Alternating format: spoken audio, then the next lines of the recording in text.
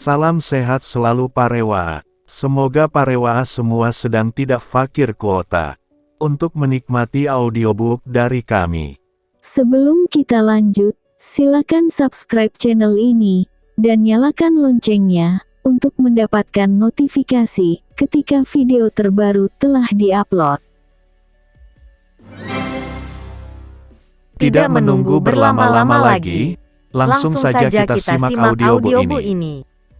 Mahakarya dari penulis kebanggaan tanah air, Asmaraman S. Ho Ping Ho.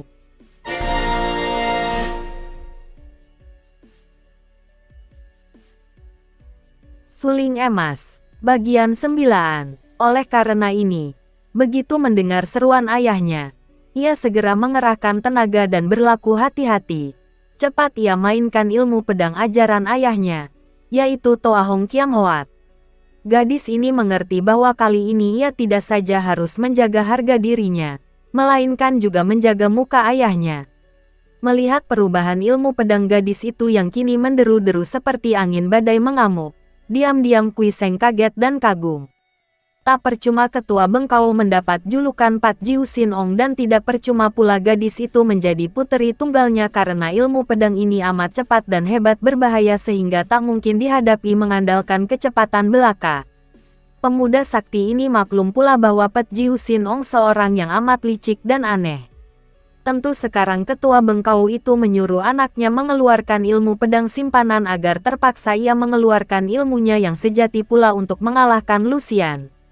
Kui Seng maklum pula bahwa janji untuk menurunkan ilmunya yang mengalahkan Lucian adalah janji yang amat licik dari Pat Jiu Sin Ong, yang membayangkan sifat loba seorang ahli silat yang ingin sekali menguasai seluruh ilmu yang paling sakti di dunia ini. Melalui puterinya, ketua Bengkau ini hendak memancing-mancing ilmu silatnya untuk menambah perbendaharaan ilmu Pat Jiu Sin Ong. Karena tidak ingin menggunakan ilmu simpanannya untuk mengalahkan Lucian agar ia tidak usah menurunkan ilmu itu pada gadis ini. Kembali Kui Seng mengandalkan Jin Kang, ilmu meringankan tubuh, yang lebih tinggi daripada kepandaian gadis itu untuk meleset ke sana kemari, menyelinap di antara sambaran pedang Lucian yang seperti badai mengamuk itu. Akan tetapi belum 15 jurus Lucian mainkan ilmu pedang Toa Hong Kian, ayahnya sudah berseru lagi. Lucian, pergunakan Pat Mo Kiam Hot. Ilmu pedang Pat Mo Kiam, pedang 8 iblis ini sengaja diciptakan oleh Pat Jiu Sin Ong untuk mengimbangi ilmu pedang Pat Sian Kiam, pedang 8 dewa, yang pernah ia hadapi dahulu. Hebatnya bukan kepalang, Lucian kembali menurut perintah ayahnya dan gerakan pedangnya berubah lagi. Kini pedangnya tidak mengandalkan kecepatan, melainkan lebih mendasarkan serangan pada penggunaan tenaga sinkang, tenaga sakti. Setiap tusukan atau bacokan mengandung tenaga mujizat sehingga anginnya saja sudah cukup untuk merobohkan lawan yang kurang kuat. Kembali Kui Seng kaget dan kagum. Seperti juga sifatnya Pat Sian Kiam yang ia kenal, ilmu pedang ini rapi sekali, seakan-akan dimainkan oleh 8 orang. Namun Pat Mo Kiam mengandung sifat yang lebih ganas dan keji. Mendadak ia mendapatkan pikiran yang baik sekali. Biarpun Pat Mo Kiam diciptakan untuk menghadapi Pat Sian Kiam, namun ilmu silat hanya sekedar teori atau peraturan gerakan belaka, yang terpenting adalah orangnya. Karena tingkatnya lebih tinggi daripada tingkat Lucian, maka ia merasa sanggup mengalahkan Pat Mo Kiam yang dimainkan gadis ini dengan ilmu pedang Pat Sian Kiam. Ia berseru keras dan tahu-tahu tangannya sudah mencabut keluar sebuah kipas yang disembunyikan di dalam bajunya. Cepat ia mainkan ilmu pedang Pat Sian Kiam. Kipasnya mengeluarkan angin yang kuat sekali sehingga gulungan sinar pedang putih terdesak dan tiba-tiba Lucian berseru keras karena siku kanannya terkena totokan gagang kipas. Seketika tangannya kejang dan hampir saja ia melepaskan pedang. Baiknya dengan gerakan yang cepat bukan main, Kui Seng sudah memulihkan totokan lagi sehingga gadis itu dapat menyambar pedangnya yang sudah terlepas tadi. Dasar gadis yang tak dapat menerima kekalahan. Begitu pedangnya terpegang lagi, ia terus menyerang dengan hebat. Kui Seng berseru dan tubuhnya berkelebat. Terpaksa ia mempergunakan ilmunya yang hebat, yaitu Pat Sian Kiam Hoat yang sudah ia gabung dengan ilmu kipas Lo Hain San Hoat, ilmu kipas pengacau lautan. Kipasnya mengebut pedang lawan dan selagi pedang itu miring letaknya, gagang kipasnya menotok dan, kini seluruh tubuh Lucian menjadi kaku tak dapat digerakkan lagi. Kui Seng cepat menempel pedang lawan dengan kipasnya, merampas pedang itu di antara kipas sambil jari tangan kirinya membebaskan totokan. Lucian dapat bergerak lagi akan tetapi pedangnya sudah terampas. Gadis itu marah bukan main. Siap menerjang dengan tangan kosong berdasarkan kenekatan. Lucian, cukup, haturkan terima kasih kepada calon suami atau gurumu. Hahaha, teriak Pat Jiu Sin Ong sambil melompat ke atas panggung. Tepuk tangan Ryu menyambut kemenangan Kui Seng ini. Sedangkan Lucian lari ke dalam tanpa menoleh lagi. Sambil merangkul pundak Kui Seng, Pat Jiu Sin Ong berkata lantang kepada para tamunya. Sahabat mudaku Kui Seng telah menang mutlak atas puteriku dan dia berhak menjadi calon mantuku. Akan tetapi, karena dia pun seorang aneh, tidak kalah anehnya dengan aku sendiri.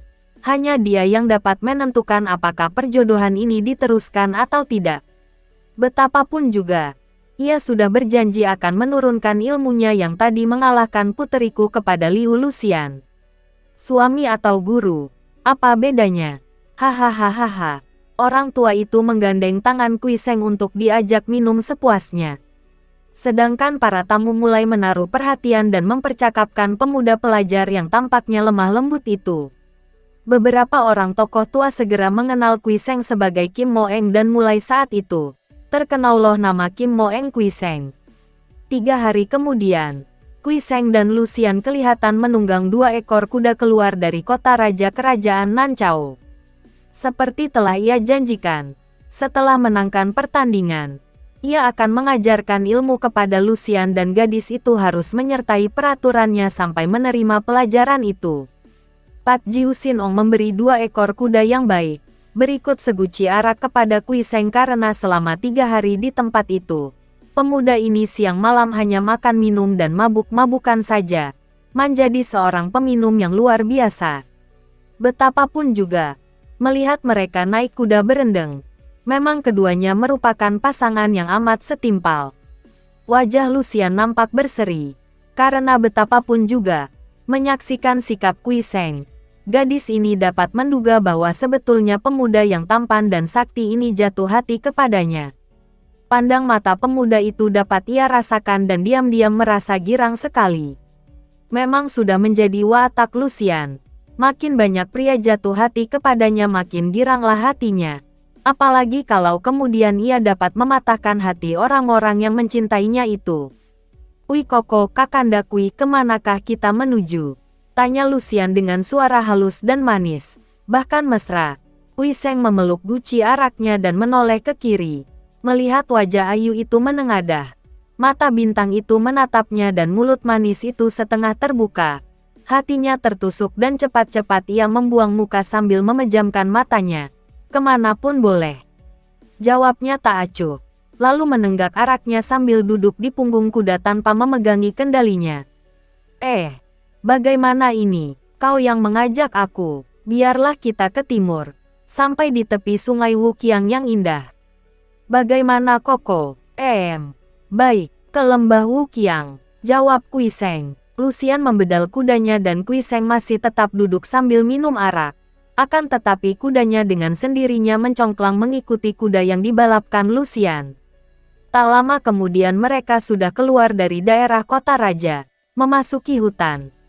Kembali Lucian menahan kudanya, dan kuda Kui Seng juga ikut berhenti. Kui Koko, mengapa kau hanya minum saja? Kita melakukan perjalanan sambil bercakap-cakap. Kan menyenangkan. Apa kau tidak suka melakukan perjalanan bersamaku? Kui Koko, hentikan minummu. Kau pandanglah aku. Mulai jengkel hati Lucian yang merasa diabaikan atau tidak diacuhkan. Kui Seng menoleh lagi ke kiri. Makin terguncang jantungnya dan kembali ia menenggak araknya.